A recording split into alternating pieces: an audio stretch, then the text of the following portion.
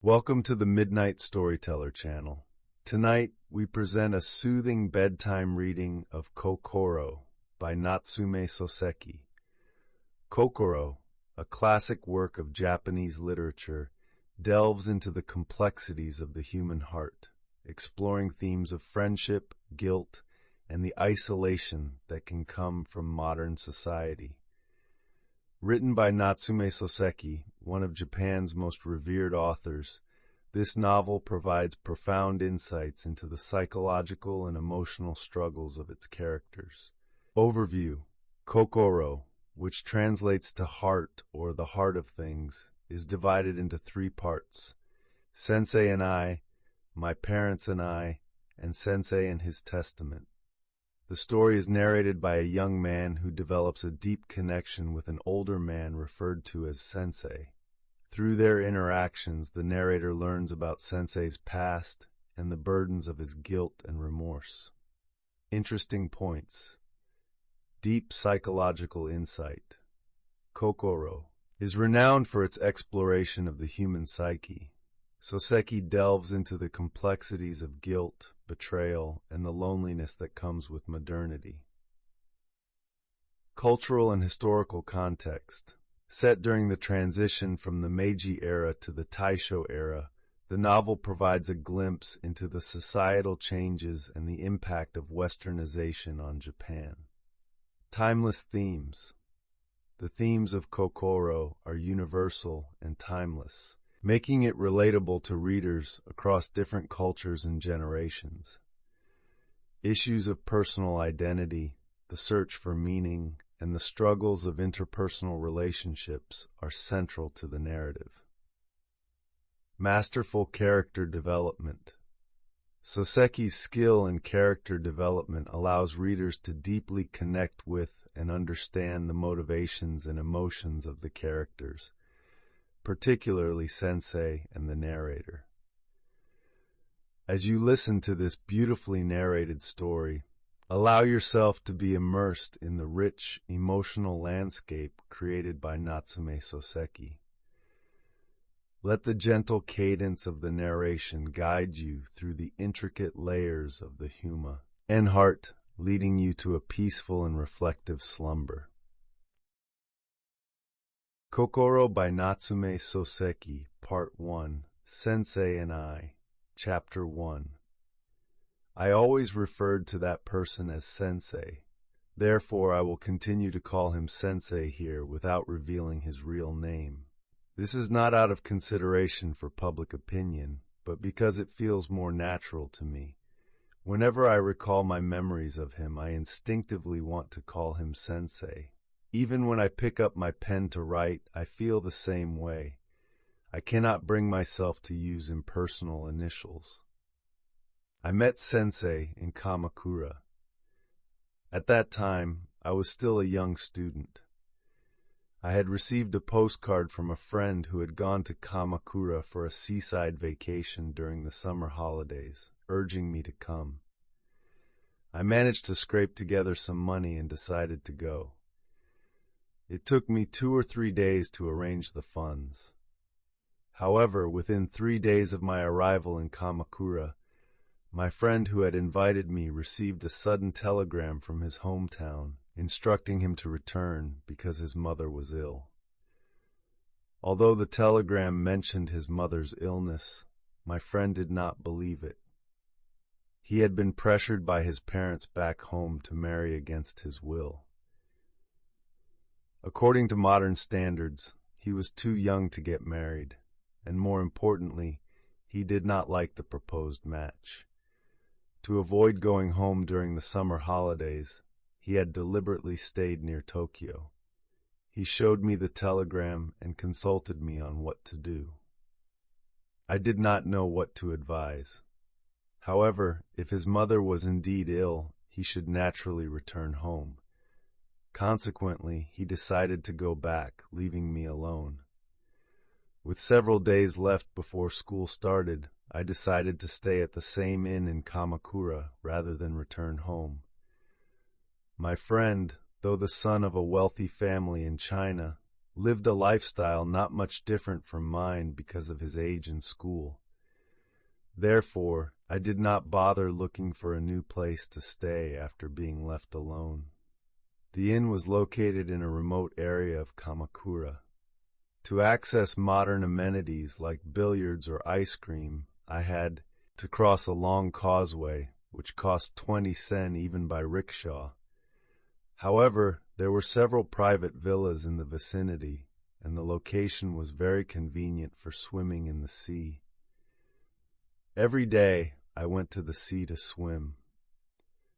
Passing through old, soot-stained, thatched-roof houses, I descended to the shore, where many men and women on vacation were moving about on the sand, making it hard to believe that so many city people were staying there.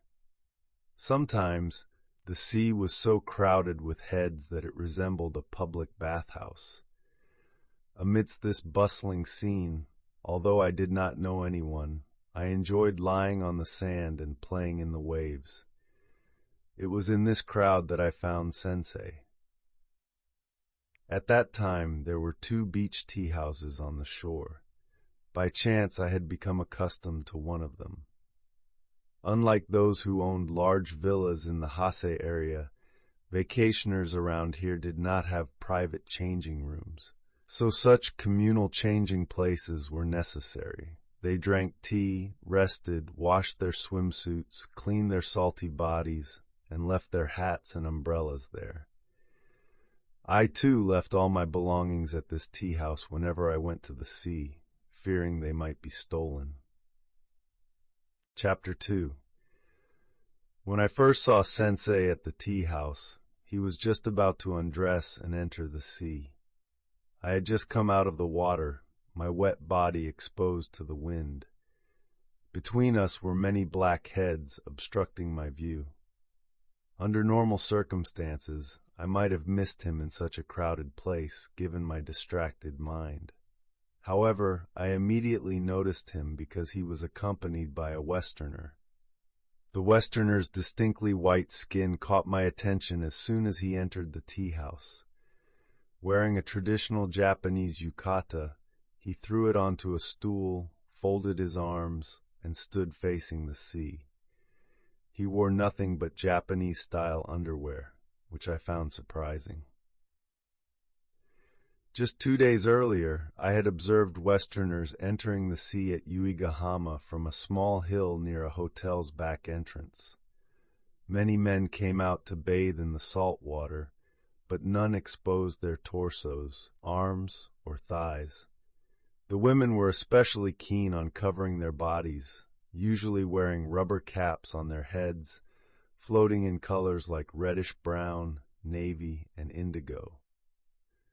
Having just witnessed such scenes, the sight of this Westerner standing almost naked in front of everyone seemed very unusual to me.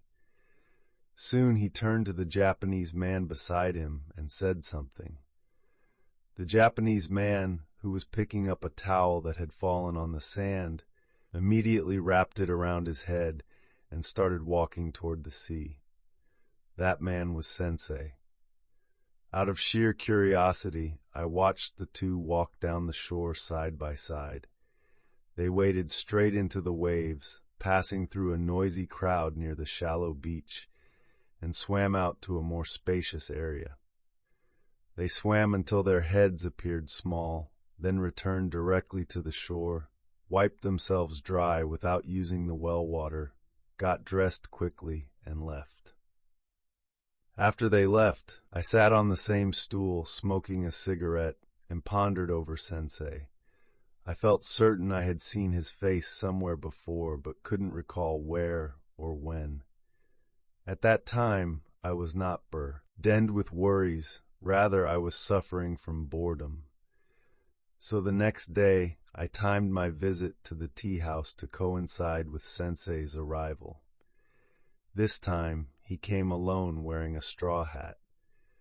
Sensei removed his glasses, placed them on the table, wrapped a towel around his head, and swiftly walked down to the shore.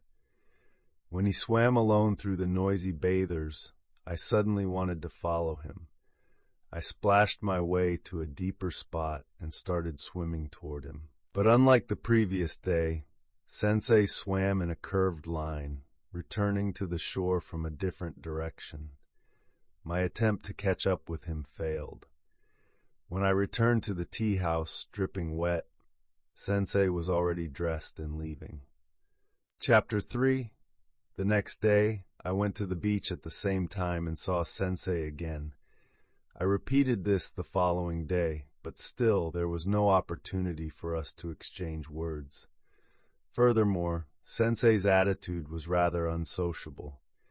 He came and went at the same time each day, indifferent to the surrounding hustle and bustle. The Westerner who had accompanied him initially never appeared again, and Sensei was always alone. One day, as Sensei was returning from the sea, he found his yukata covered in sand. He turned around and shook it a few times to remove the sand, causing his glasses, which were placed beneath his yukata, to fall through the gaps in the wooden planks. Sensei noticed the missing glasses only after tying his cotton belt over his white kasuri robe. He began searching the area, and I quickly reached under the bench to retrieve the glasses. Sensei thanked me and took them from my hand. The next day, I followed Sensei into the sea and swam in the same direction. After swimming a short distance, Sensei turned to me and spoke. We were floating on the surface of the wide blue sea, with no one else around. The strong sunlight illuminated the water and the mountains as far as the eye could see. I moved my muscles joyfully in the water. Sensei lay on his back, floating on the waves. I imitated him, and the intense blue of the sky cast a piercing color onto my face. "This is enjoyable," I shouted. After a while, Sensei adjusted his posture and said, "Shall we go back?" Although I had a stronger physique and wanted to stay in the sea longer, I readily agreed and said, "Yes, let's go back." We swam back to the shore together. This marked the beginning of my acquaintance with Sensei. However, I still did not know where he lived. About 3 days later, I think it was in the afternoon, I met Sensei at the tea house. He suddenly asked, "Do you plan to stay here much longer?" Unprepared for such a question, I responded, "I don't know." Seeing Sensei's smile, I felt embarrassed and asked, "How about you, Sensei?" This was the first time I called him Sensei. That evening, I visited Sensei's residence. It was more like a villa on the grounds of a large temple than an ordinary inn. I also realized that the people living there were not Sensei's family. When I addressed him as Sensei, he smiled wryly. I explained that it was a habit of mine to address older people in this manner. I asked about the Westerner, and Sensei told me about his peculiarities, his departure from Kamakura, and other things, saying it was strange for someone who did not socialize much with Japanese people to become close with a foreigner. Finally, I mentioned that I felt I had seen Sensei somewhere before, but could not recall where. I wondered if he felt the same way. After a moment of contemplation, Sensei said, "I don't recognize your face. Perhaps you are mistaken." I felt a strange sense of disappointment. Chapter 4. I returned to Tokyo at the end of the month, long after Sensei had left the summer resort. Before parting, I asked, "May I visit you occasionally?" Sensei simply replied, "Yes, you may." I had become quite close to Sensei by then and expected a more enthusiastic response. His terse reply slightly hurt my confidence. I often felt disappointed by Sensei. Sometimes it seemed he was aware of this, while other times he appeared completely oblivious. Despite experiencing repeated minor disappointments, I could not bring myself to distance myself from him. On the contrary, each disappointment made me want to get closer. believing that if I moved forward, something I expected would eventually manifest itself. I was young. However, my youthful feelings did not react this way to everyone. I did not understand why I felt this way only towards Sensei. It was only after Sensei's death that I began to understand. Sensei had not disliked me from the beginning. His occasional cold greetings and seemingly indifferent actions were not expressions of a desire to distance himself from me. Poor Sensei was warning me, someone who wanted to get closer, that he was not worth approaching. Instead of despising others, Sensei despised himself first. I returned to Tokyo intending to visit Sensei. With 2 weeks before classes started, I thought I would visit him during that time. However, as days passed, the atmosphere of the big city overshadowed my memories of Kamakura, and I found myself looking forward to the new school year. I temporarily forgot about Sensei. About a month after classes began, I felt a sense of dissatisfaction creeping in. I began walking the streets with a discontented expression, looking around my room with a longing gaze. Once again, Sensei's face floated into my mind, and I wanted to see him. When I first visited Sensei's house, he was not home. On my second visit, a few days later on a Sunday, he was also out. It was a beautiful sunny day, and I little disappointed, recalling that Sensei had said he was usually at home and disliked going out. After waiting for a while, the maid who had previously taken my card came out and said something to the effect that it was a pity. Shortly after, a beautiful lady who seemed to be Sensei's wife came out and politely explained that Sensei had a habit of visiting a certain grave at Zoshigaya Cemetery on that day every month to offer flowers. "He just left a few minutes ago," she said sympathetically. I bowed and left. After walking about a block, I decided to take a walk to Zoshigaya Cemetery out of curiosity. Chapter 5. I entered the cemetery from the left side of a seedling field, walking down a wide path lined with maple trees. Suddenly I saw someone who looked like Sensei emerging from a tea shop at the end of the path. I approached until I could see the reflection of his glasses in the sunlight and called out, "Sensei!" He stopped abruptly and looked at me.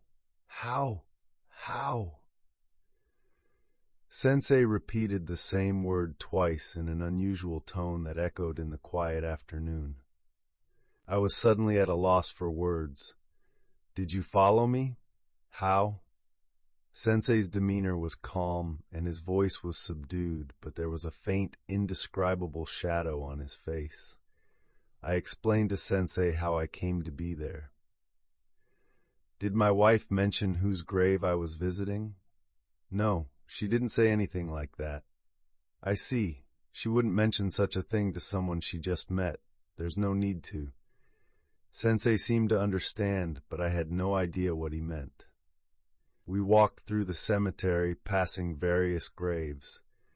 Sensei pointed out a large ginkgo tree and said, "Soon this tree will be covered in golden leaves, and the ground around here will be blanketed in them."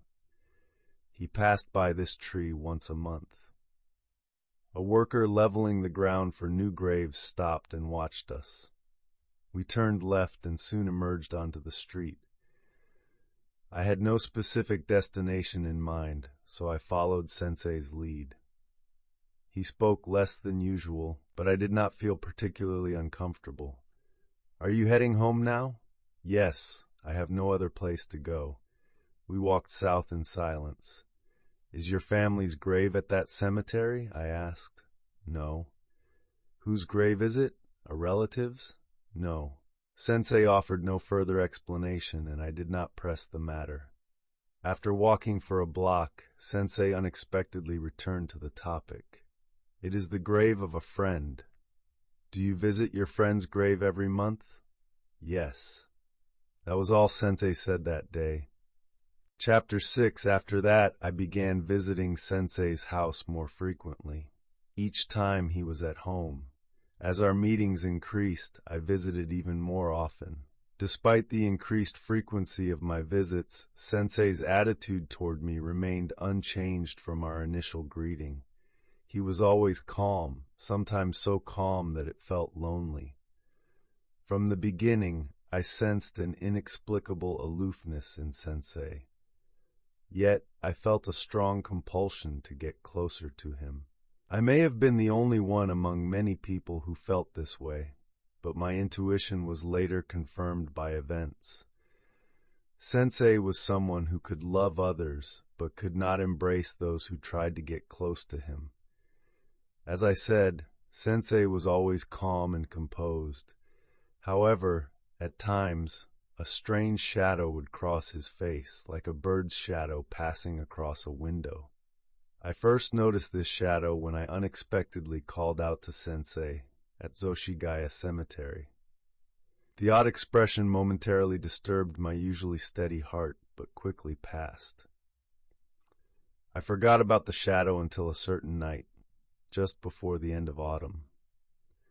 As I talked with Sensei, I suddenly pictured the large ginkgo tree he had pointed out to me. I realized it had been 3 days since his last monthly visit to the cemetery, which coincided with my half-day off from classes. I asked Sensei, "Has the ginkgo tree at Zoshigaya lost all its leaves?"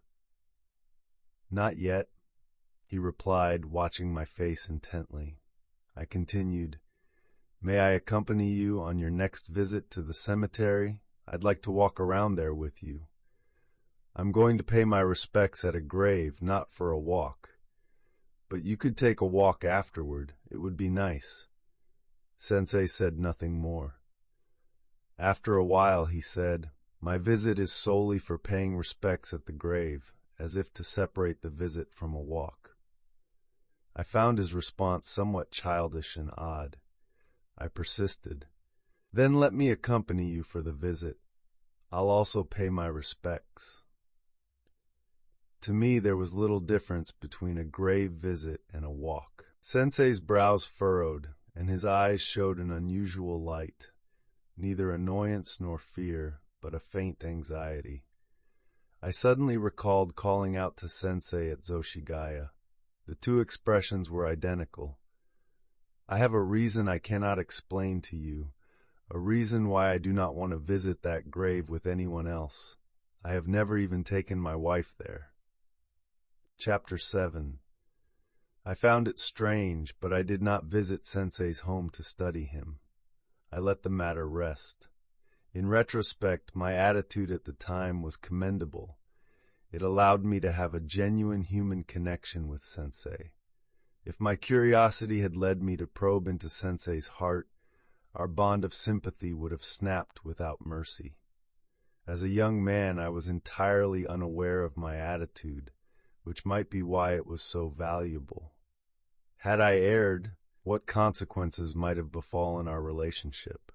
Even imagining it chills me.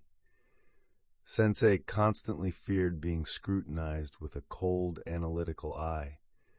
I began visiting Sensei's house 2 or 3 times a month. One day, Sensei suddenly asked me, "Why do you visit someone like me so often?" "There's no special reason. Am I bothering you?" "No, you're not a bother." Indeed, Sensei showed no signs of being annoyed.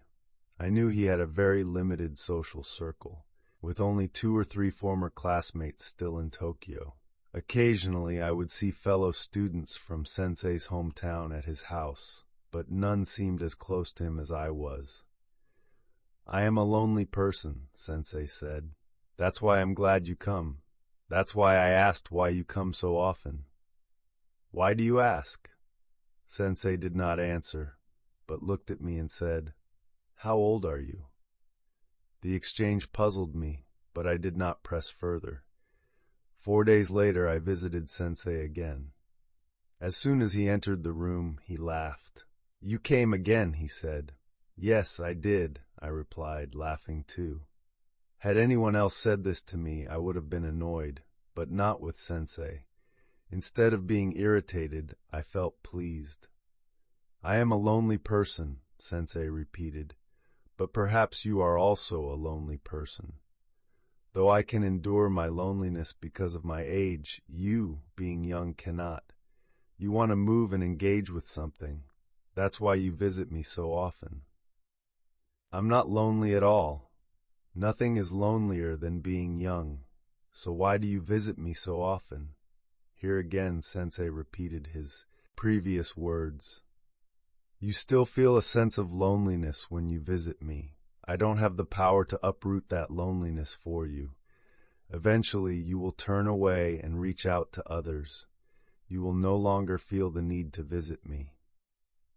Sensei smiled sadly as he said this. Chapter 8. Fortunately, Sensei's prediction did not come true. At that time, I did not fully understand the clear meaning of his words. I continued to visit Sensei. Eventually, I began to eat at Sensei's table, which naturally led to conversations with his wife. As an ordinary young man, I was not indifferent to women. However, my past experiences had not included much interaction with women. Whether this was the reason or not, my interest was more often directed toward unknown women I encountered on the streets. When I first met Sensei's wife, I found her beautiful. Each time I saw her, I had the same impression. But beyond that, I felt I had little to say about her. This may have been because there were no opportunities for her to show her individuality. However, I always regarded her as an extension of Sensei. She treated me with kindness because I was a student visiting her husband. Without Sensei, we would have had no connection. Thus, my impression of her remained simply that she was beautiful. One time, I was offered sake at Sensei's house. Sensei's wife poured it for me. Sensei seemed happier than usual and offered his empty cup to his wife, saying, "You should have some too."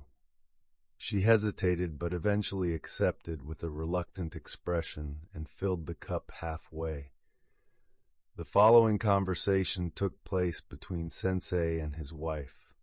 "It's rare for you to ask me to drink. You don't like it, but sometimes it's good for you. It makes you feel good. I don't feel good at all. It's just unpleasant. But you seem very happy after a little sake. Sometimes it makes me very happy, but not always. How about tonight? Tonight I feel good. You should have a little every night.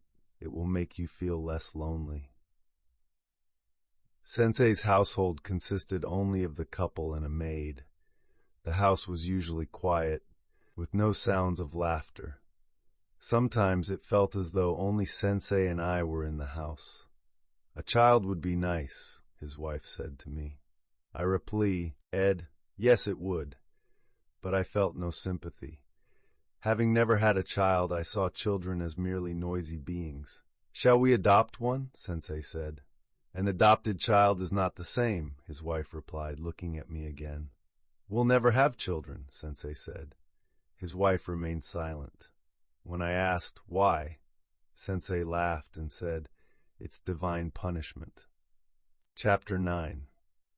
As far as I knew, the relationship between Sensei and his wife was that of a harmonious couple.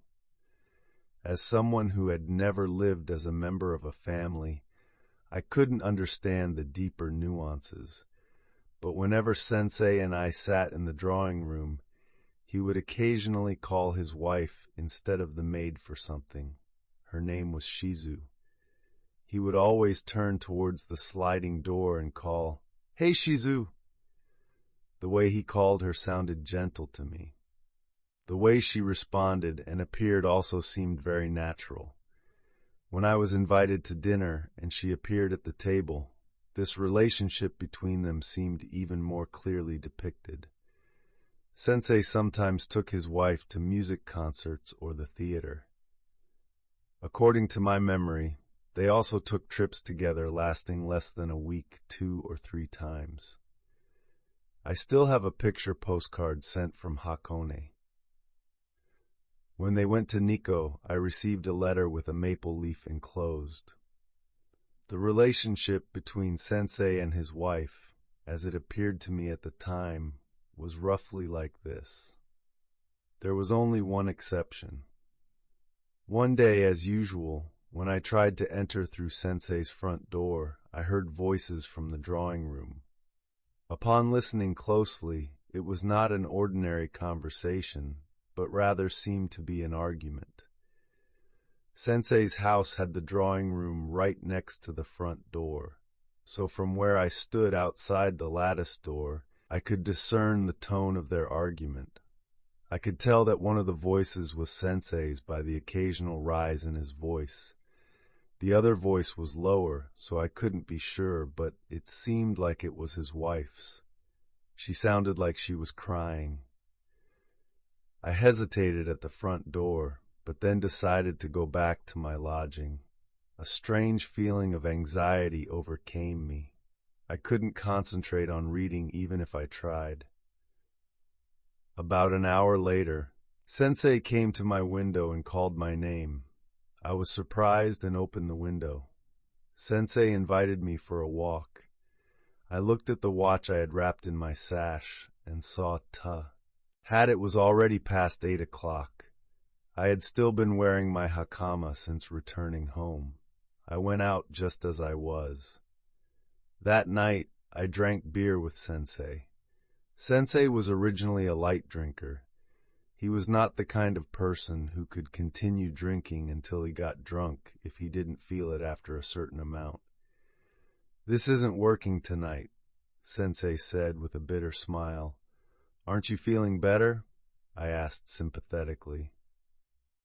My mind was still troubled by what had happened earlier. It felt like having a fishbone stuck in my throat. I wondered if I should bring it up or if it was better not to, and this indecision made me restless. "You seem different tonight," Sensei said.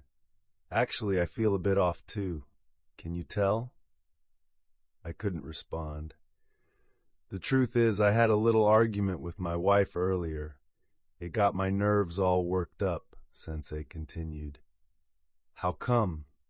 I couldn't bring myself to say the word argument. My wife misunderstands me, and no matter how much I try to explain, she won't accept it. "I got angry," he said.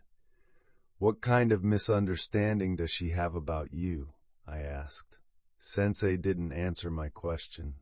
If I were the kind of person she thinks I am, I wouldn't be suffering like this. How much Sensei was suffering was something I couldn't even begin to imagine. Chapter 10.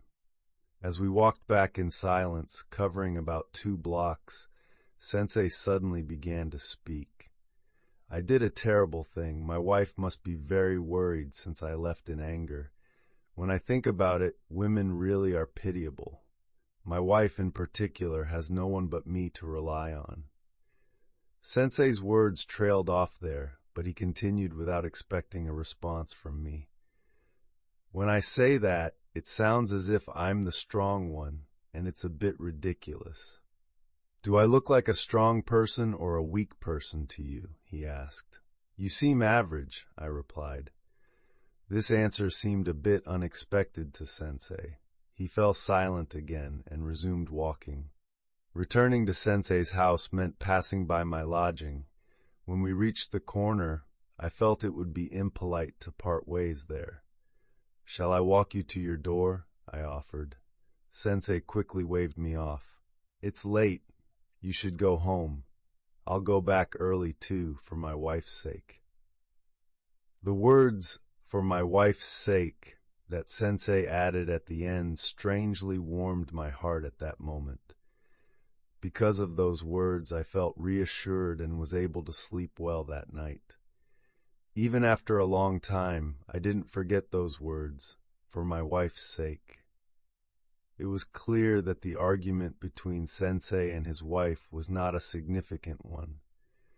It was also clear that such incidents were rare, as I continued visiting their house frequently. In fact, Sensei once expressed such a sentiment to me.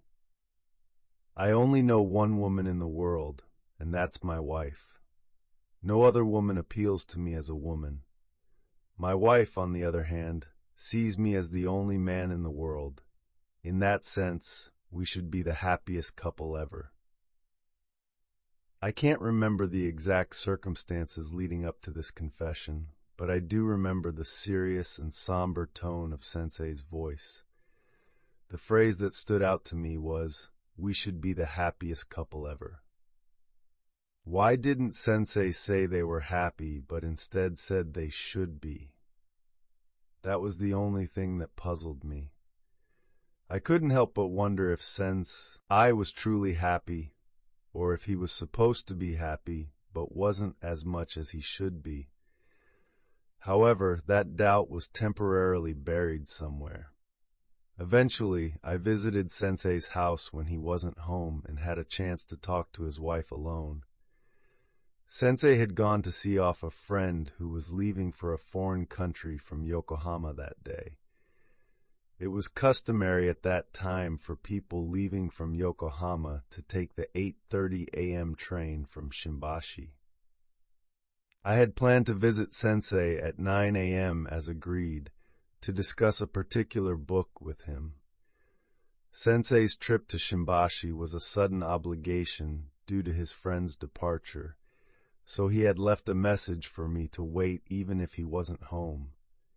Therefore, I went inside and talked with his wife while waiting for him. Chapter 11.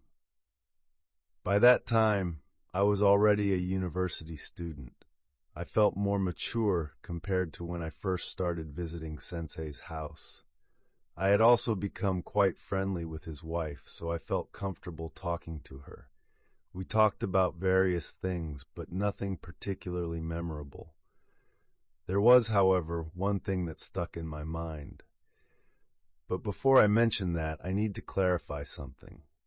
Sensei was a university graduate. I knew this from the beginning. But it wasn't until I returned to Tokyo that I realized he didn't work and seemed to live a leisurely life. I wondered how he could afford to do that. Sensei was not known to the public. Therefore, apart from me, there was no one to appreciate his knowledge or thoughts. I always thought it was a pity.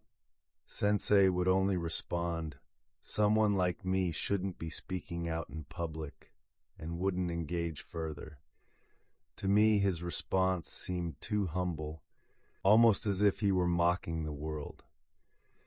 In fact, Sensei sometimes made harsh and unreserved comments about his former classmates who had become famous. I would often point out this contradiction openly. My spirit was not rebellious. I was simply upset that the world didn't recognize Sensei's worth. Sensei once said in a subdued tone, "I'm just not qualified to engage with the world, so there's nothing to be done." His face showed a deep expression that was either disappointment, resentment, or sorrow. I couldn't tell. It was so strong that I couldn't say anything further. While talking to his wife, the conversation naturally shifted to Sensei. Why does Sensei just stay at home studying and thinking? Why doesn't he work? I asked. He's no good at those things. He doesn't like them, she replied. Does he think it's all trivial? It's not that. I don't understand much because I'm just a woman, but I don't think that's the reason. He probably wants to do something, but can't. That's why I feel sorry for him. But Sensei seems healthy. He doesn't seem to have any physical problems. He's very healthy, no chronic illnesses at all. Then why can't he be active? That's what I don't understand. If I knew, I wouldn't worry so much. Not knowing is what makes it so sad. There was deep sympathy in her tone, yet she still smiled. I felt more serious than she did and remained silent.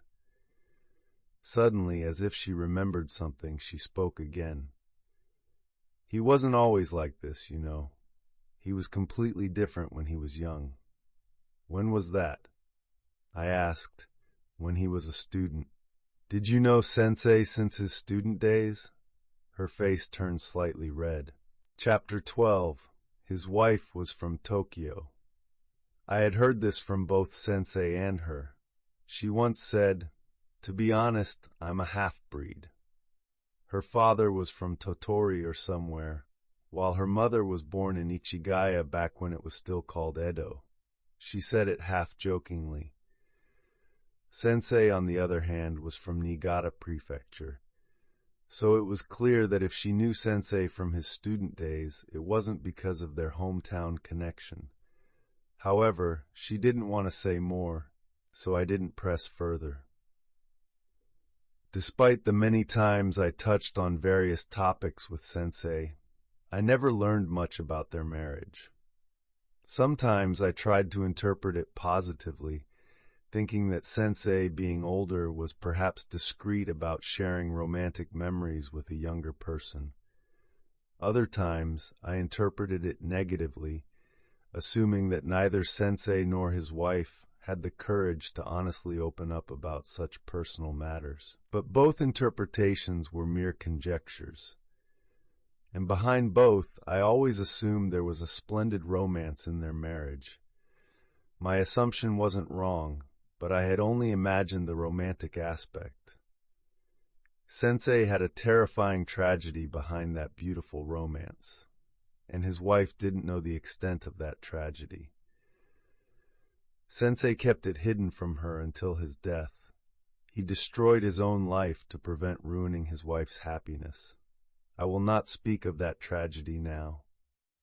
Their love, which might have arisen from that tragedy, was as I mentioned before. Neither of them shared much with me about it. His wife out of modesty, and Sensei for an even deeper reason. There is one thing I remember. Once during cherry blossom season, I went to Ueno with Sensei. We saw a beautiful couple walking closely under the blossoms. Many people were more interested in watching them than the flowers. "They look like newlyweds," Sensei said. "They seem very happy." I replied. Sensei didn't even smile. He turned his gaze away from the couple and asked me, "Have you ever been in love?" "No." I answered. "Would you like to?" I didn't answer.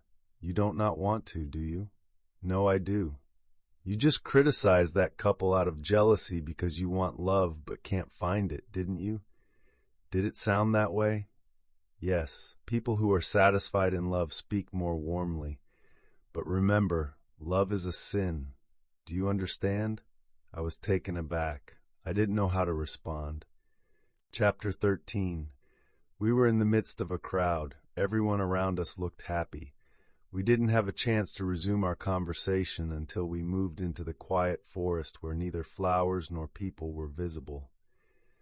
"Is love really a sin?" I asked suddenly. "It is, definitely," Sensei replied with the same firm tone. "Why? You'll understand soon." "No, you already do. Your heart has already been stirred by love for a long time." I checked my own feelings but found my heart surprisingly empty. There was nothing that resonated. "There's nothing in my heart. I'm not hiding anything from you. You're restless because you haven't found it yet. If you had, you'd be settled. I'm not that restless. You felt unsatisfied, so you came to me, didn't you?" That might be true, but it's different from love. It's the first step towards love. You came to me a man before finding a woman to embrace. I see the two as very different. No, they're the same. I can't give you the satisfaction you seek as a man. Moreover, I have special reasons why I can't give it to you. I truly feel sorry for you. It's natural for you to move away from me, and I hope you do. But I felt strangely sad. If you think I'll leave you, I can't help it, but I've never had such a thought. Sensei didn't listen to me. But be careful. Love is a sin. Have you ever felt what it's like to be bound by long, black hair? I could imagine it, but I didn't know it firsthand.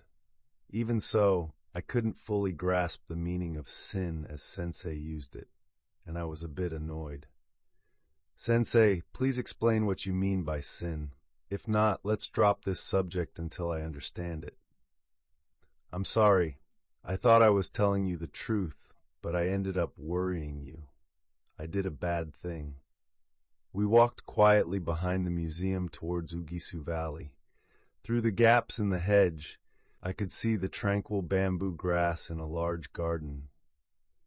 Do you know why I visit my friend's grave in Zoshigaya every month? Sensei's question was Suda-en. He knew I couldn't answer. I remained silent for a while. Then Sensei spoke again. I said another bad thing. I worry you by explaining, and that explanation worries you further. Let's drop this subject. But remember, love is a sin and it's sacred. I was even more confused. Sensei didn't mention love again. Chapter 14. In my youth, I tended to be single-minded. At least, that's how I appeared to Sensei. To me, Sensei's conversations were more valuable than my school lectures. His thoughts were more enlightening than my professor's opinions. Ultimately, I saw Sensei, who spoke little but held steadfast, as greater than the esteemed people on the podium. Don't get too carried away, Sensei said. I say this after careful thought, I replied confidently. Sensei didn't seem to agree. You're intoxicated. When the fever breaks, you'll be disgusted. It's painful to be held in such high regard by you now, but thinking of your future changes is even more painful. Do you think I'm that fickle and untrustworthy? I pity you. Are you saying you pity me, but don't trust me? Sensei looked troubled and turned towards the garden. The red camellia flowers that had been blooming heavily until recently were now gone. Sensei often gazed at those flowers from the drawing room. It's not that I don't trust you specifically. I don't trust humanity as a whole. A voice of a goldfish seller echoed beyond the hedge. Other than that, it was silent. The alley, 2 blocks from the main street, was unexpectedly quiet.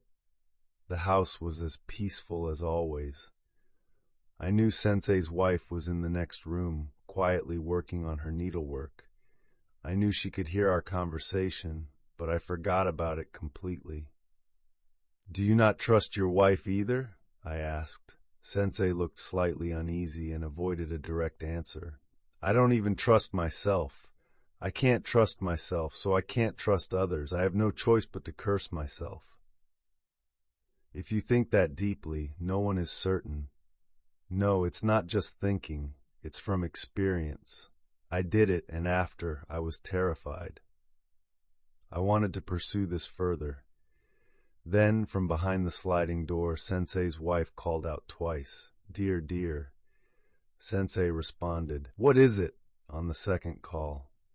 His wife said, "Just a moment," calling him to the next room. I didn't know what happened between them, but Sensei returned quickly. In any case, don't trust me too much. You'll regret it later. When you feel deceived, you'll seek cruel revenge. What do you mean? The memory of kneeling before someone once will make you want to put your foot on their head. I want to reject your respect now to avoid future insults.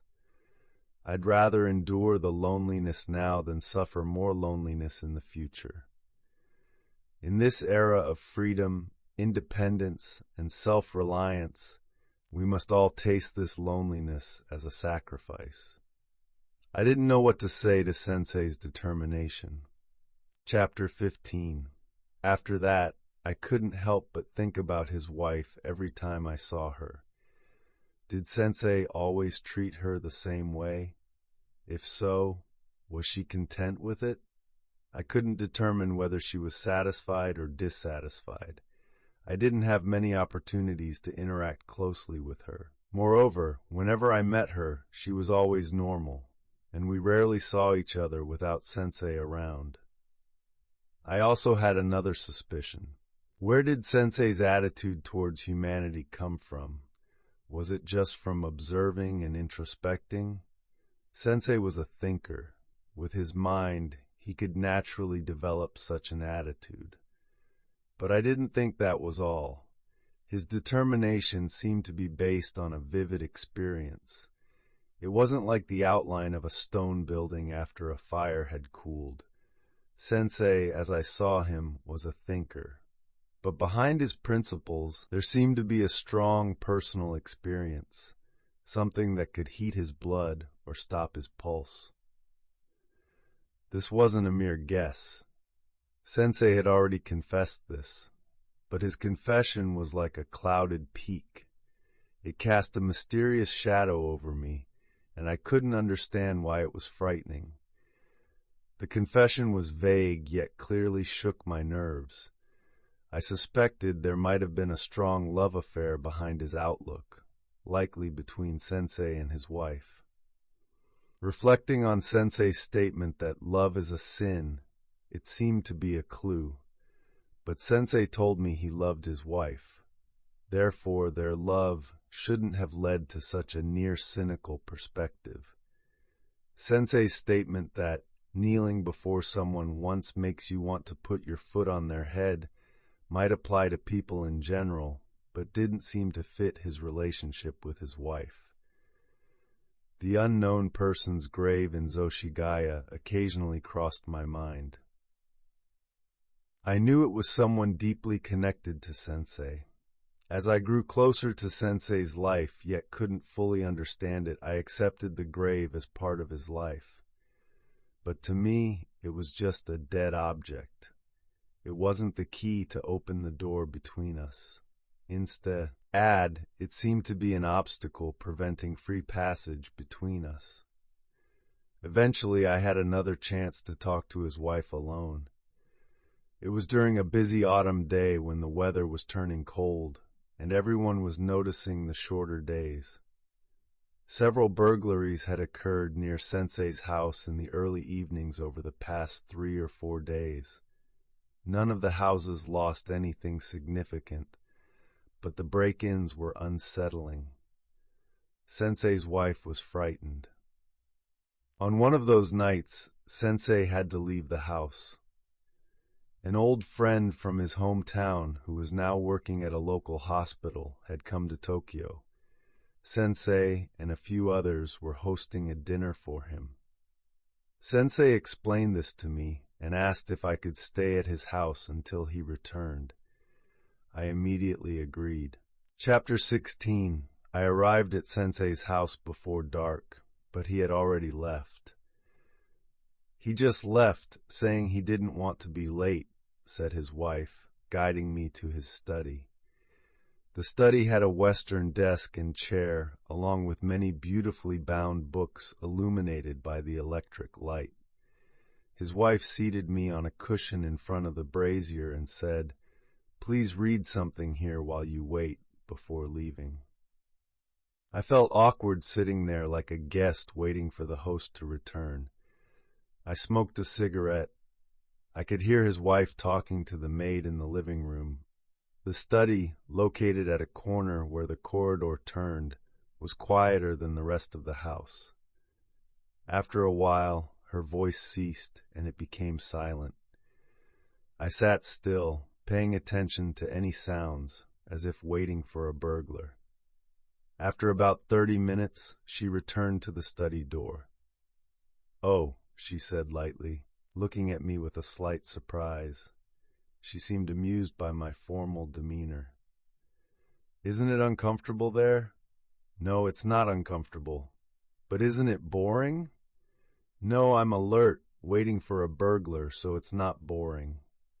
She stood there laughing with a teacup in her hand. "This corner isn't the best place to keep watch," I said. "Then excuse me, but could you come to the living room? I thought you might be bored, so I brought tea. You can have it there." I followed her to the living room. The brazier was neatly arranged with a singing kettle. I enjoyed the tea and sweets she served. She didn't drink, saying she might need to stay awake. "Does Sensei often attend such gatherings?" "Not at all. Recently, he seems to dislike seeing people more and more. Despite her words, she didn't seem particularly troubled. So I became bold. Is his wife the only exception? No, I'm one of those he dislikes. That's not true, I said. You know that's not true. Why? I think Sensei dislikes society because he loves you so much. You're quite skilled with words for a scholar, using empty logic. Couldn't it also be said that he dislikes me because he dislikes society? That's equally logical. Yes, both arguments could be made, but in this case I'm right. I dislike arguments. Men often seem to enjoy arguing with empty cups. I don't see how they don't get bored. Her words stung a little, but they weren't harsh. She didn't take pride in her intellect like modern women. She seemed to value a deeper sense of heart. Chapter 17, I had more to say, but I didn't want to be seen as a man who only argues, so I held back. She looked at me, silent after finishing my tea, and asked, "Would you like another cup?" I handed her my teacup. One lump, two? It was strange how she asked how many sugar cubes I wanted while looking at me. She wasn't trying to be coquettish, but was trying to soften her earlier harsh words with a touch of charm. I drank my tea in silence. "You've become very quiet," she said. "I'm afraid you'll scold me for starting another argument," I replied. "Not at all," she said. We began talking again, once more discussing Sensei. Please let me continue what I was saying earlier. You might think it's empty logic, but I'm serious. Go ahead. If you suddenly disappeared, could Sensei live as he does now? I don't know. You'd have to ask him that. It's not my place to say. I'm serious. Please don't evade the question. Be honest. I'm honest. Honestly, I don't know. Then how much do you love Sensei? This is a question for you, not for him. You don't need to ask that so formally. Is it so obvious? Yes, it is. So if you suddenly disappeared, what would happen to Sensei? Would he be happy or unhappy? From my perspective, he would be unhappy. Maybe he wouldn't survive. It might sound vain, but I believe I make him as happy as possible. I don't think anyone else could make him happier. That's why I'm at peace. That belief must reflect well in Sensei's heart. That's a different matter. Do you still think he dislikes you? I don't think he dislikes me. There's no reason for him to. But he dislikes people. He dislikes humanity more and more. So as a human, I can't be an exception. I finally understood what she meant by dislike. Chapter 18. I admired her understanding and was intrigued by her modern attitude. Yet, she didn't use the trendy new words of the time. I was a naive young man with no deep experience with women. As a man, I constantly dreamed of women as objects of longing, but it was like admiring the clouds in the spring sky, vague and distant. In reality, I sometimes felt repelled by women instead of being attracted. I didn't feel that way with her. I didn't feel the usual disparity in thoughts between men and women. I saw her as a sincere critic and sympathizer of Sensei. Do you remember when I asked why Sensei doesn't work and you said he wasn't always like this? Yes, I did. He really wasn't. What was he like? He was the kind of person you and I wish he were. How did he change? Not suddenly, gradually. Were you with him all the time? Of course, we're married. Then you should know why he changed. That's what makes it so difficult. It pains me to admit it, but I have no idea. I've asked him countless times to tell me. What does he say? He says there's nothing to worry about. He says it's just his nature now and won't explain further. I fell silent. So did she. The maid was quiet in the other room. I had completely forgotten about the burglar. Do you think it's my fault? She suddenly asked. No, I replied. Please be honest. It would hurt more to think you believe that. I'm sure it's not your fault. Sensei acknowledges your efforts. Rest assured, I guarantee it. She stirred the ashes in the brazier and poured water into the kettle. The kettle quickly quieted. I asked him if I had any faults, and if so, to tell me so I could correct them. He said I had no faults, only he did. That made me sad, and I wanted to know what was wrong with me. Tears welled up in her eyes. Chapter 18. I admired her understanding and was intrigued by her modern attitude, yet she didn't use the trendy new words of the time. I was a naive young man with no deep experience with women. As a man, I constantly dreamed of women as objects of longing, but it was like admiring the clouds in the spring sky, vague and distant. In reality, I sometimes felt repelled by women instead of being attracted. I didn't feel that way with her. I didn't feel the usual disparity in thoughts between men and women. I saw her as a sincere critic and sympathizer of Sensei. Do you remember when I asked why Sensei doesn't work, and you said he wasn't always like this? Yes, I did. He really wasn't. What was he like? He was the kind of person you and I wish he were. How did he change? Not suddenly, gradually. Were you with him all the time? Of course, we're married. Then you should know why he changed. That's what makes it so difficult. It pains me to admit it, but I have no idea. I've asked him countless times to tell me. What does he say? He says there's nothing to worry about.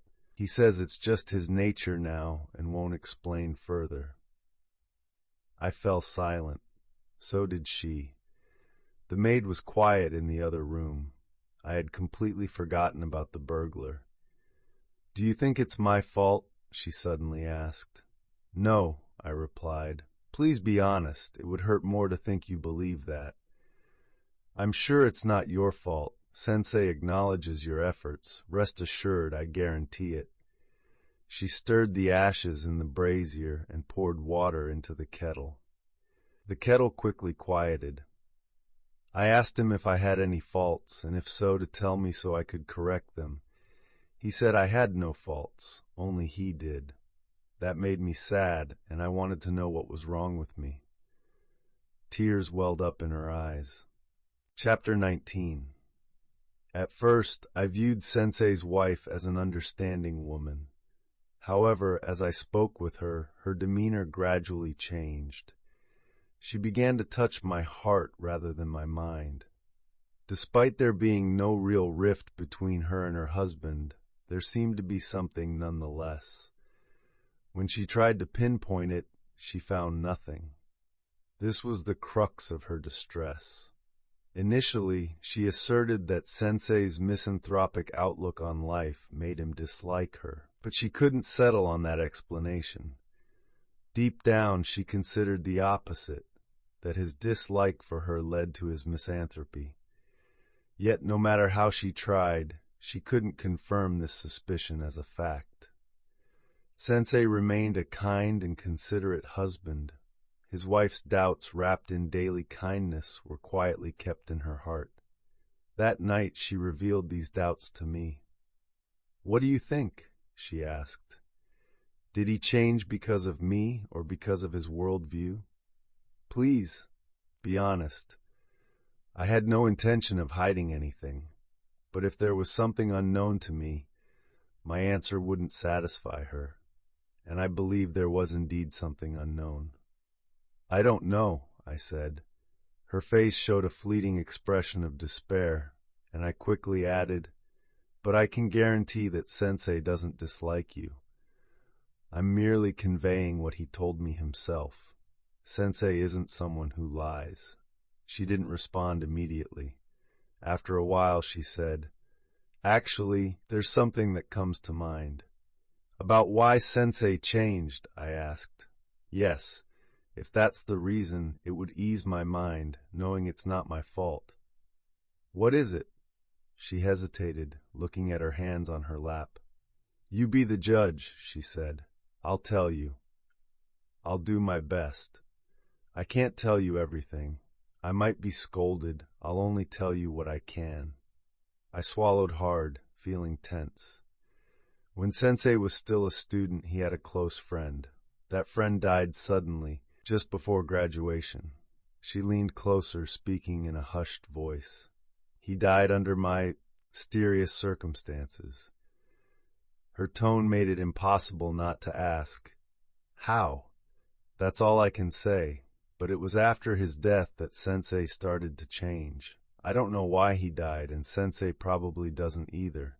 But if you consider that time, it makes sense."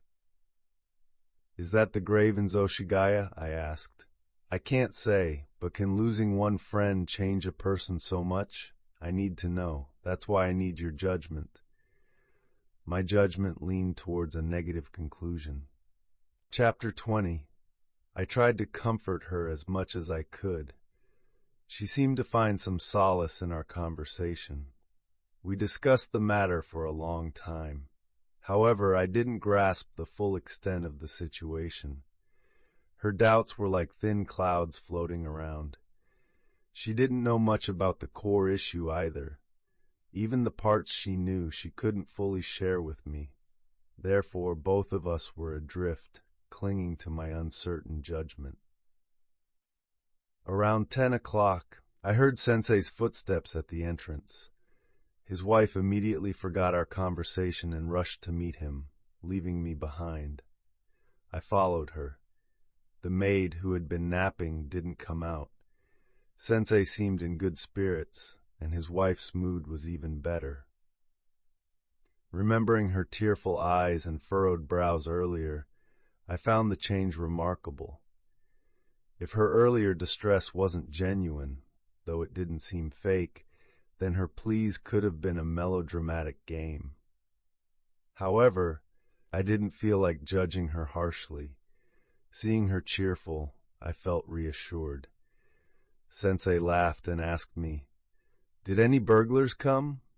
Weren't you bored waiting?"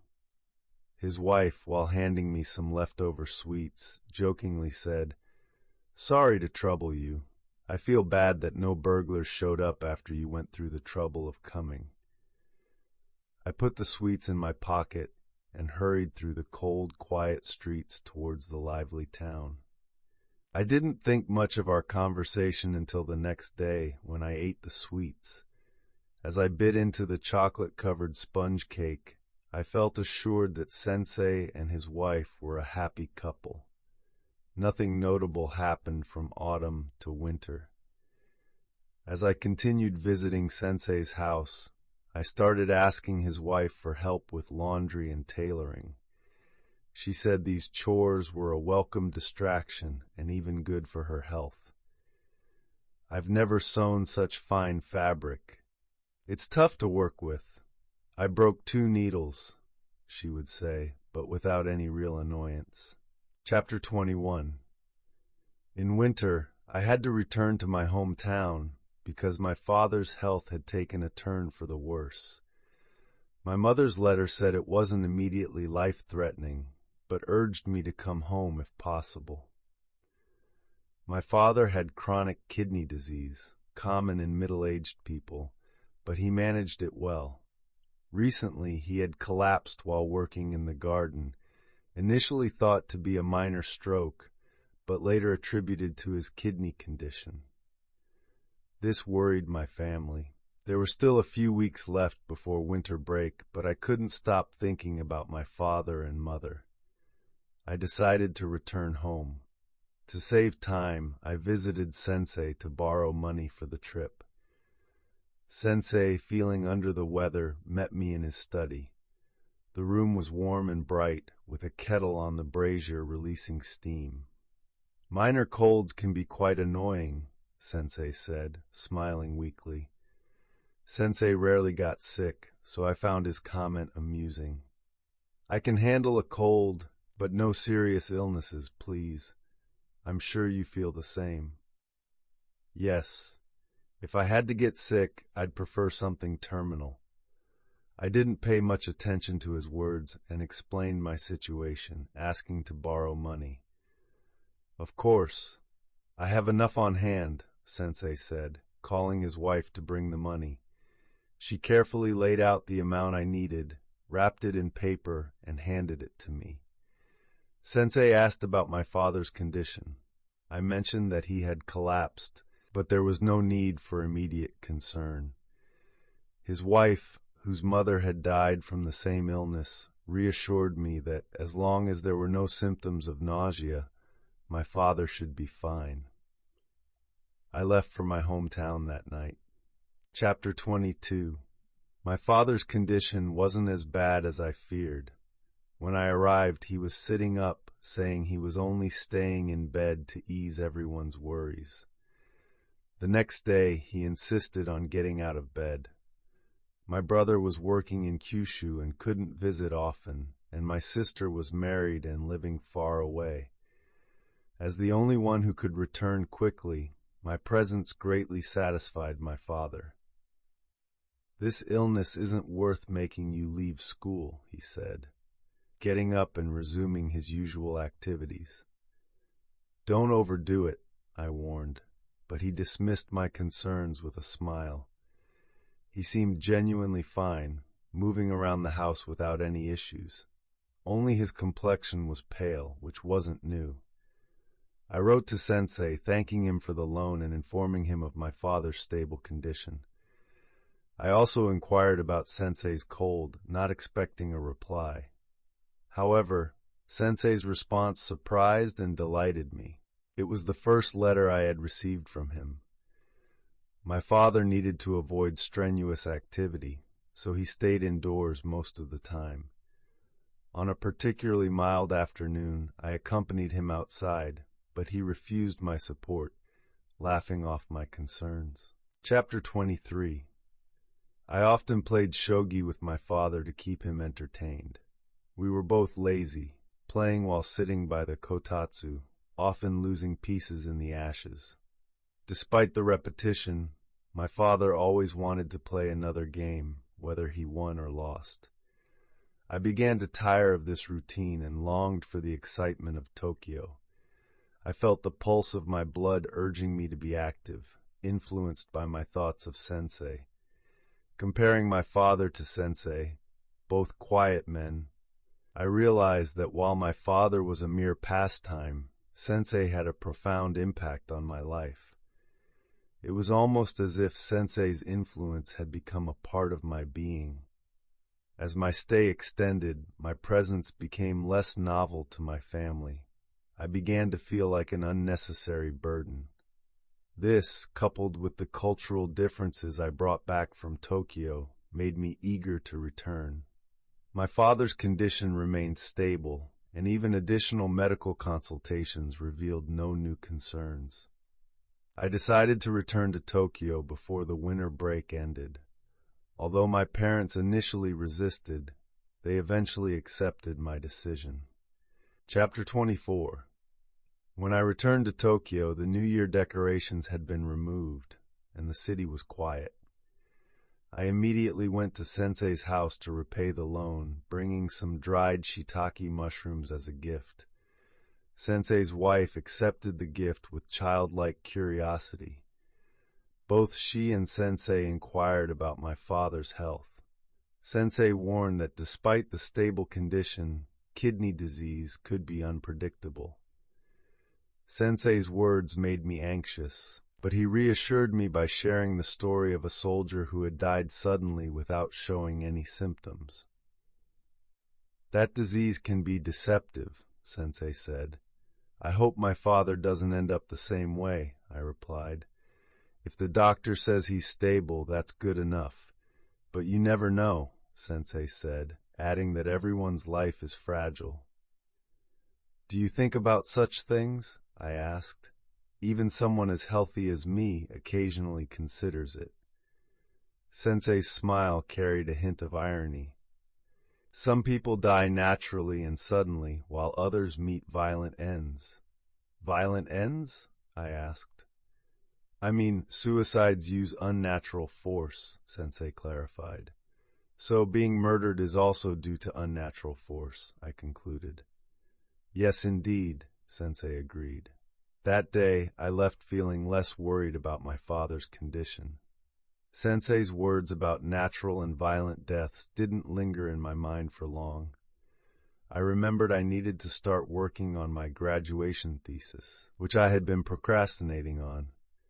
Chapter 25. I was due to graduate in June and needed to finish my thesis by the end of April.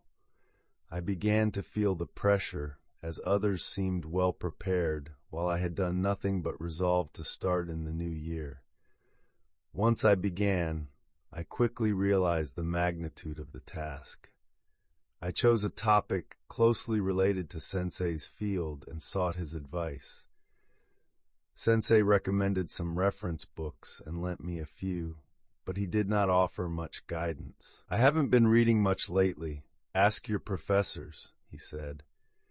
I remembered Sensei's wife mentioning that he had lost interest in reading. I asked Sensei why he no longer enjoyed books. No particular reason, he replied.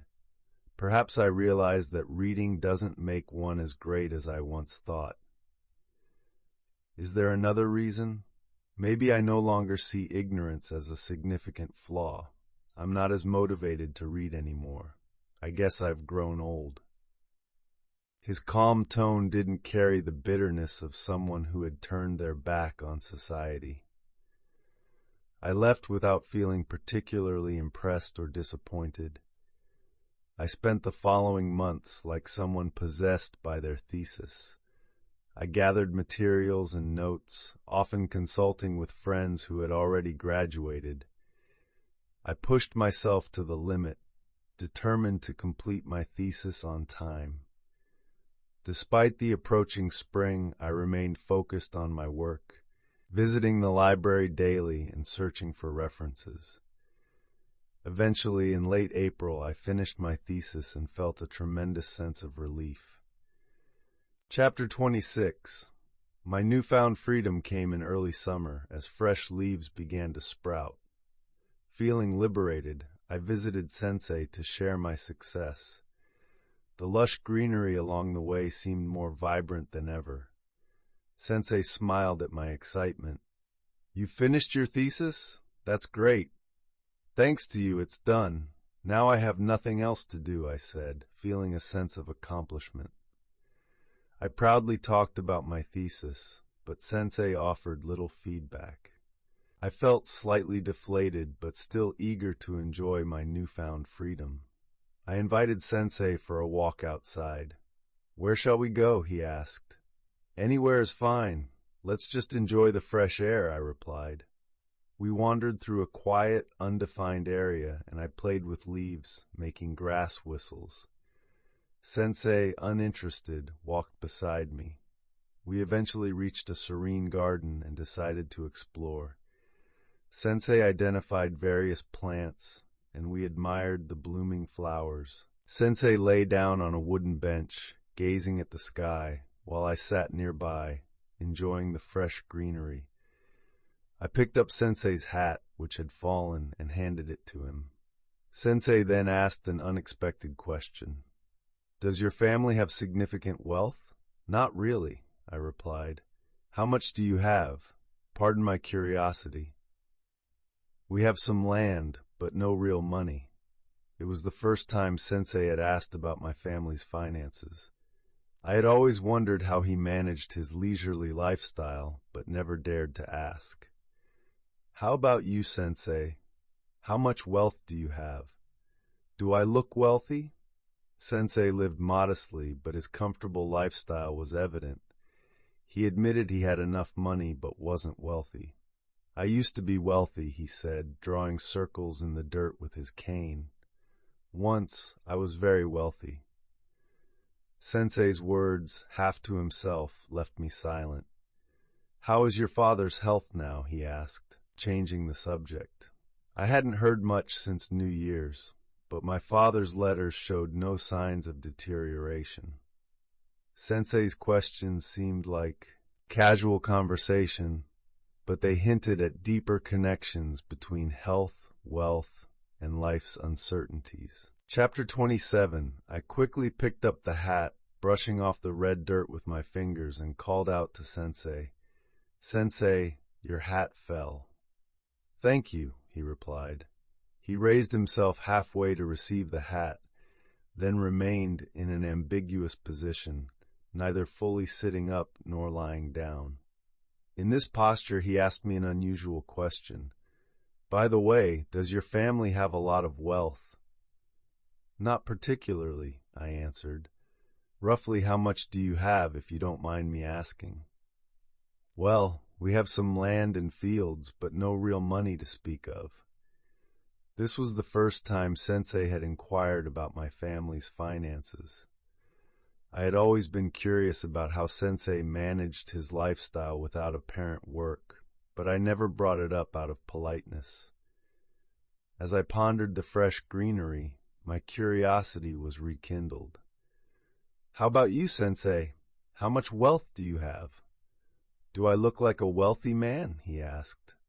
Sensei typically dressed modestly and lived in a relatively small household, yet his lifestyle was comfortably affluent.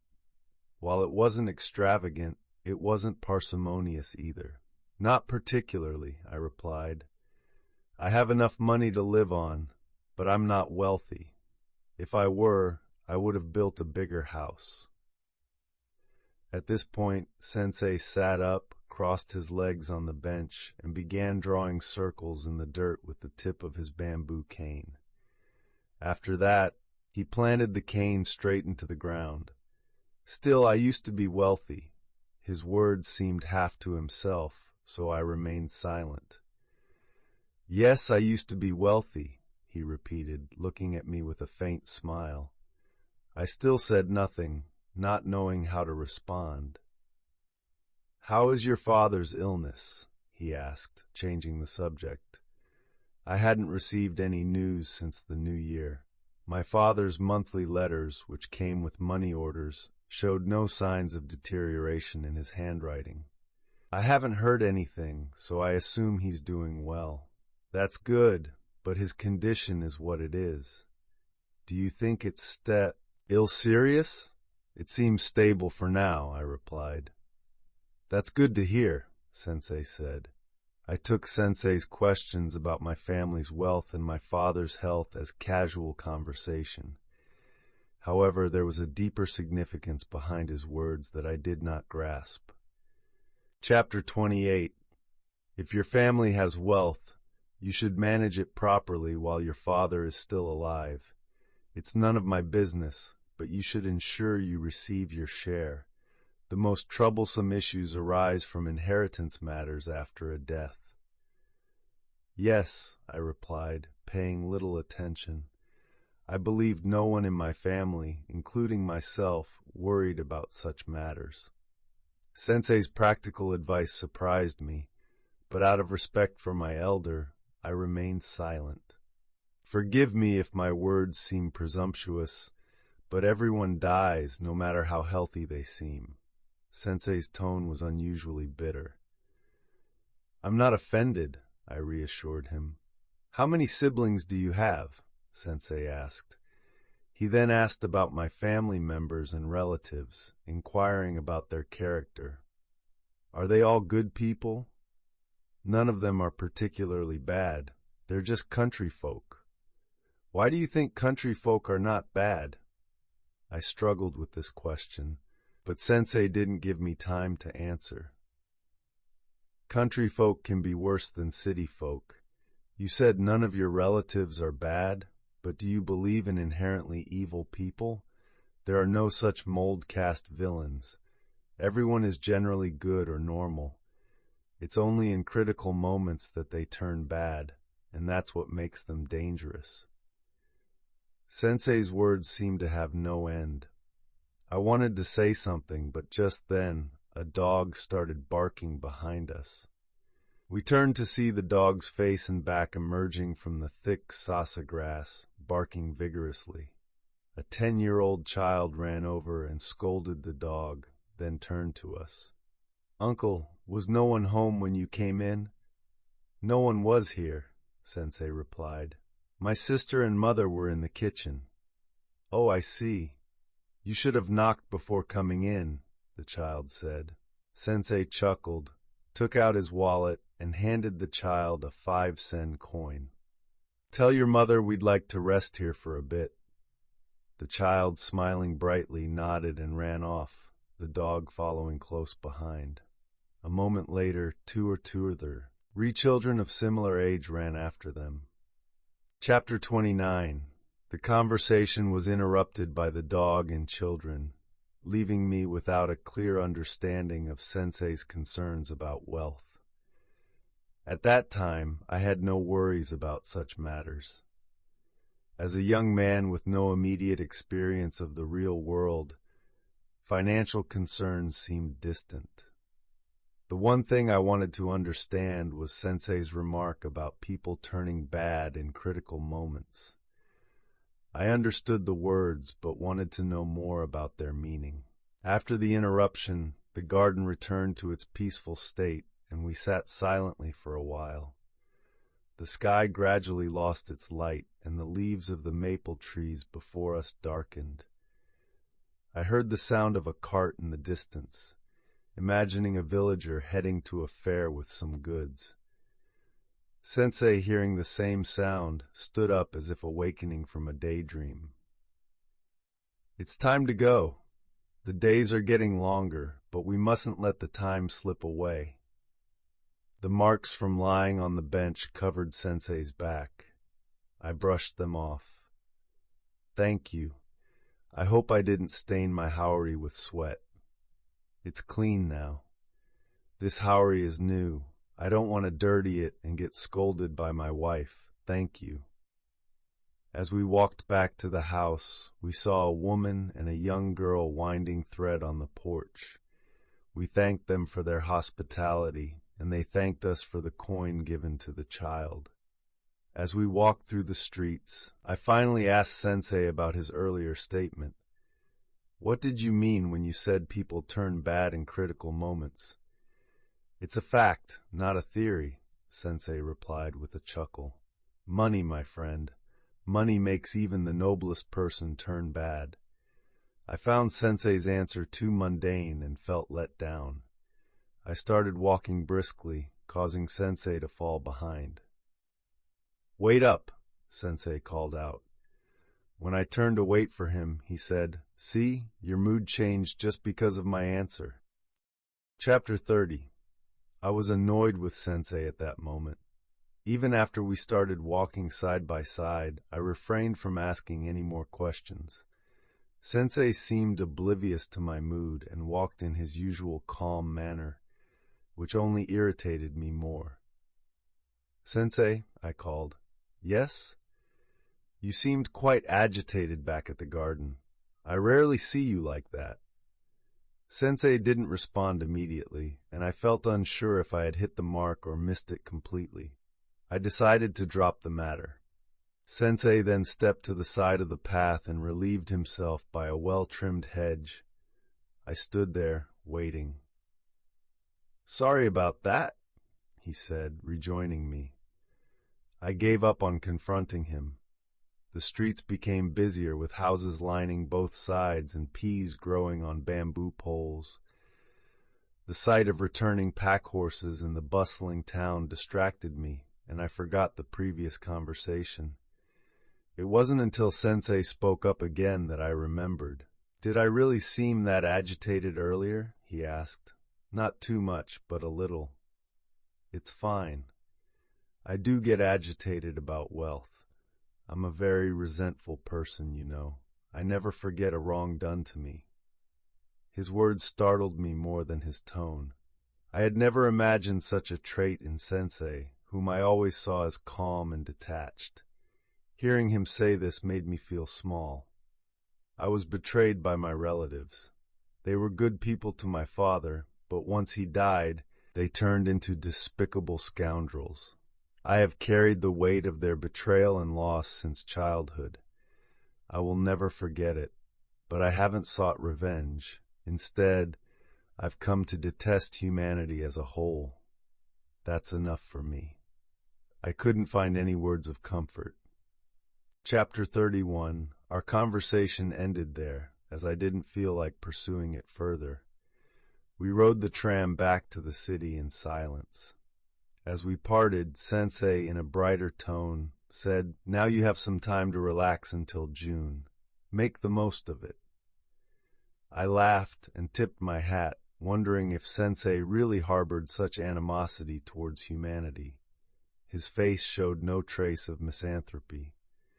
While I gained much from Sensei's philosophical insights, I often found his conversations inconclusive. Our talk that day left me feeling the same way.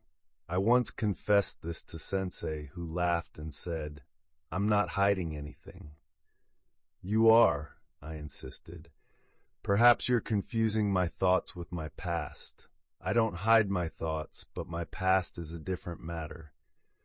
I value your thoughts because they come from your past. Without that context, they're meaningless to me. I want to learn from your life experiences." Sensei looked at me with a mixture of surprise and concern. His hand trembled slightly. "You're bold. I'm just sincere. I want to learn from life. Even if it means revealing my past." The word reveal struck me like a blow. I felt as if I were confronting a sinner rather than my respected mentor. Sensei's face paled. "Are you truly sincere?" he asked. "I'm suspicious of people because of my past, but I want to trust you. Can I trust you?" "If my sincerity means anything, then yes." "Very well. I'll tell you everything when the time is right, but for now, I can't." I returned to my lodgings feeling a heavy weight. Chapter 32. My thesis, which I had thought highly of, did not impress my professors as much. Nonetheless, I graduated on schedule. On graduation day, I wore an old winter suit, feeling stifled in the heat. As I stood in line, I sweated profusely. After the ceremony, I returned to my lodgings, stripped off my clothes, and gazed at the world through the rolled-up graduation certificate. Then I tossed it onto my desk and lay down in the middle of the room, reflecting on my past and future. That evening, I went to Sensei's house for a celebratory dinner, a long-standing promise. The table was set with a crisp white tablecloth, just like in a Western restaurant. "Congratulations," Sensei said, raising a glass to me. I didn't feel particularly joyous, nor did Sensei's tone suggest any deep emotion. He simply smiled. Sensei's wife congratulated me and mentioned my parents' likely happiness. I thought of my sick father and wanted to show him the certificate as soon as possible. "Where is your graduation certificate, Sensei?" I asked. "Who knows?" he replied, asking his wife. "I think it's somewhere." Neither of them seemed sure of its whereabouts. Chapter 33. During dinner, Sensei's wife served us herself, a custom for close guests. Initially, I felt awkward, but I grew used to it over time. "Would you like more tea? Rice? You have quite an appetite," she would sometimes tease. But that evening, due to the heat, I had little appetite. "Are you done already? You've been eating less lately." "It's just too hot to eat," I explained. She called the maid to clear the table and brought out homemade ice cream and fruit. "This is homemade," she said proudly. I enjoyed 2 servings of the ice cream. "Now that you've graduated, what are your plans?" Sensei asked, shifting to the edge of the veranda, leaning against the shoji. "I haven't thought much about it. I'm unsure what to pursue. I need to try different things to know what suits me." "That's true, but you can afford to be carefree because you have some wealth. Those who struggle can't afford such luxury." Some of my friends had already secured teaching positions before graduation. I acknowledged the truth in her words, but said, "I guess I've been influenced by Sensei." "Not in a good way," she replied with a smile. Sensei chuckled. It's fine. Just make sure you get your share of the family wealth while your father is still alive. I recalled our conversation in the garden about inheritance. Sensei's words, spoken with fervor, had left a strong impression on me, even if I didn't fully understand them at the time. "How much wealth do you have, Sensei?" I asked. "Why do you ask?" "Sensei won't tell me." His wife laughed and looked at Sensei. "Maybe it's because there isn't much to tell." "Tell me, so I can discuss it with my father." Sensei turned to the garden, smoking silently, leaving his wife to answer. "We don't have much, just enough to get by, but you need to decide on a career soon. You can't just idle around like Sensei." "I don't just idle around," Sensei interjected. Chapter 34. I left Sensei's house around 10 that night. Since I planned to return to my hometown in a few days, I bid my farewells. "I'll be gone for a while, so I won't see you until September." I had no immediate need to return to Tokyo, but I didn't plan to spend August there either. I might come back in September. "Have a good trip. We might travel this summer too. It's going to be hot. If we do, I'll send you a postcard." "Where are you thinking of going?" Sensei smiled and said nothing, leaving his wife to answer. "We haven't decided yet." As I prepared to leave, Sensei suddenly asked, "How is your father's health?" I knew little, assuming no news meant he was stable. "It's not a simple illness. Uremia is fatal." I didn't understand the term, having never heard it from the doctor during my last visit home. "Take good care of him," Sensei's wife added. "Once the poison reaches the brain, it's over." Despite her seriousness, I couldn't help but smile nervously. "I know he won't recover, so there's not much to worry about." "You might think so, but it's not that simple," she replied, looking pensive. Sensei suddenly turned to his wife. "Do you think you'll die before me?" "Why? No reason. Just wondering, or maybe I'll go first." "It's usually the husband who goes first." "That's not always true. Men are generally older." "So I should go first then." "You're an exception." "Am I?" "You're healthy, that you've never been seriously ill." "Really? Yes, definitely." Sensei looked at me, and I smiled. "But if I go first, what will you do?" "What do you mean?" She hesitated, momentarily saddened by the thought of Sensei's death, but she quickly regained her composure.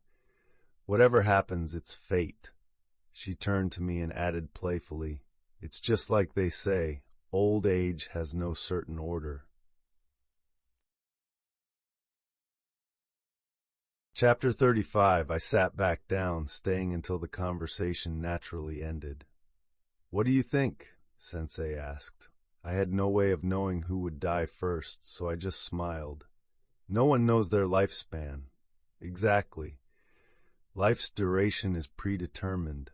"My parents died around the same time," Sensei's wife added. "They did?" "Not exactly the same day, but close enough. They passed away within a short time of each other." This was new to me, and I found it curious. "Why did they die so close together?" Sensei interrupted before she could answer. "Let's not talk about that. It's a pointless story." He fanned himself vigorously and then turned to his wife again. "If I die first, I'll leave you the house." She laughed. "And the land too, please." "The land belongs to others, but I'll leave you everything I own." "Thank you.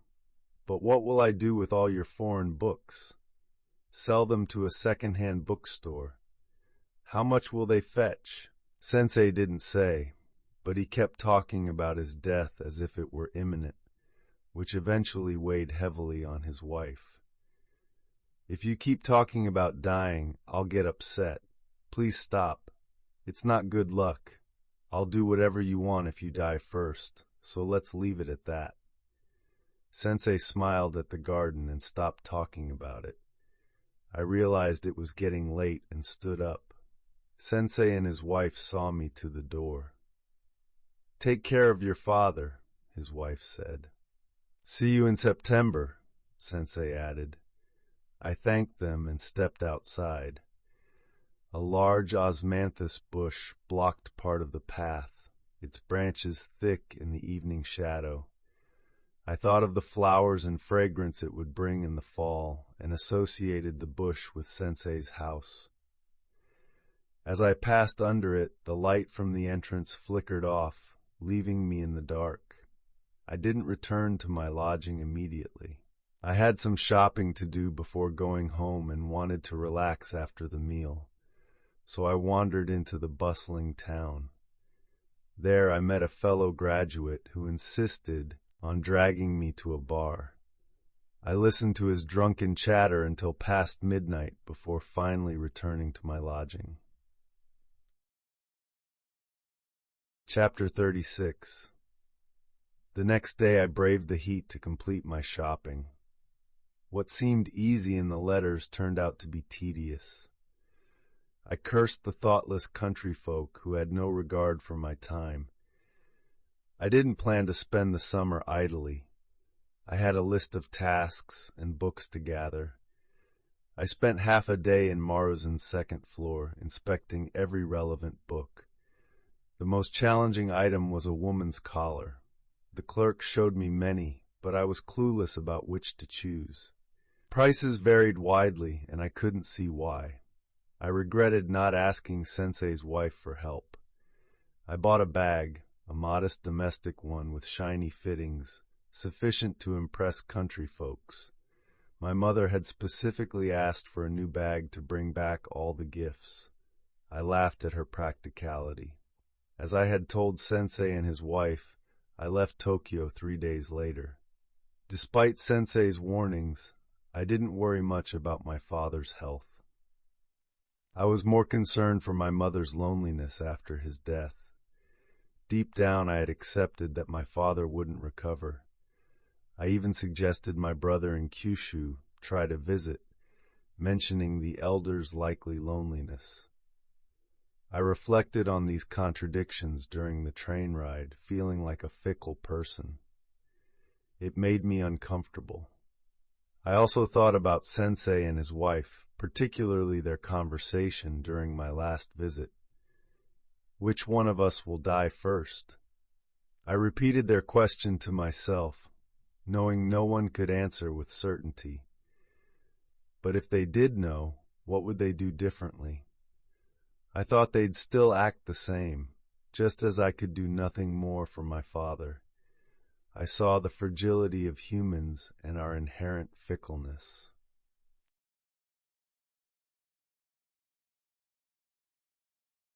This video ends here. The story continues in the second video.